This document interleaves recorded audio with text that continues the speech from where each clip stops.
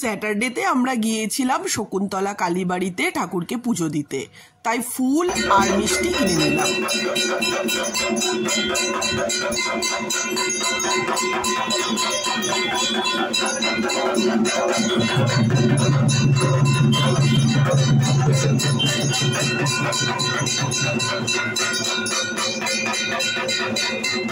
শকুন্তলা কালীমা খুবই জাগ্রত, তাই প্রচুর ভক্তের সমাগম হয়, আর স্যাটারডে করে স্পেশাল পুজো হয়।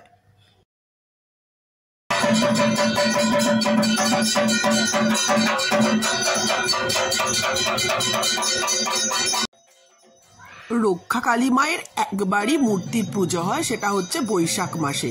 তাছাড়া সারা বছরই এর কাঠামোর পুজো চলে।